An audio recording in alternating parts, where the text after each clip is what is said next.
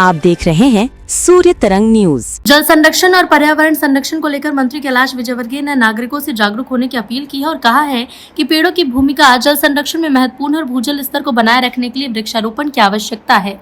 इंदौर में आयोजित कार्यक्रम के दौरान कैलाश विजयवर्गीय ने कहा कि पहले शहर और आसपास के क्षेत्रों में 100 से 150 फीट की गहराई पर पानी उपलब्ध था, लेकिन अब कई स्थानों पर 700 फीट तक खुदाई करने के बाद भी पर्याप्त पानी नहीं मिल रहा। उन्होंने इसके पीछे वर्षा जल संरक्षण की कमी को कारण बताया। मंत्री ने कहा कि सालों से बारिश का बड़ा हिस्सा बिना संग्रहण के बह जाता है, जिससे भूजल स्तर नीचे जा रहा है। उन्होंने नागरिकों से घरों संस्थाओं पर जल संचयन व्यवस्था विकसित करने का आग्रह किया। विजयवर्गीय ने कहा कि जल संकट से बचने के लिए पेड़ लगाना, जल स्रोत का संरक्षण और वर्षा जल को संरक्षित करना सबसे बड़ी जरूरत है। सबको लगाना चाहिए। देखिए, वाटर कंजर्वेशन के लिए पेड़ों की भूमिका बड़ी महत्वपूर्ण रहती है और मैं आपके माध्यम से सभी शहर वालों से कहना चाहता हूँ, एक जमाना था, मेरे ही देखते देखते जब हम बच्चे थे तो 100-150 फीट में हमारे यहाँ इंदौर शहर में पानी आता था। आज 700 फीट नीचे जाने के बाद भी पानी नहीं आ रहा, इसलिए कि हम लोगों ने पानी की कदर नहीं, बरसात के पानी को बहने दिया। हमारे यहाँ की काली मिट्टी है, काली मिट्टी की एक फिल्म बना लेती है जिससे जमीन में पानी नहीं जा पाता, तो हमें आर्टिफिशियल वाटर रिचार्ज के लिए करना बहुत ज्यादा जरूरी है।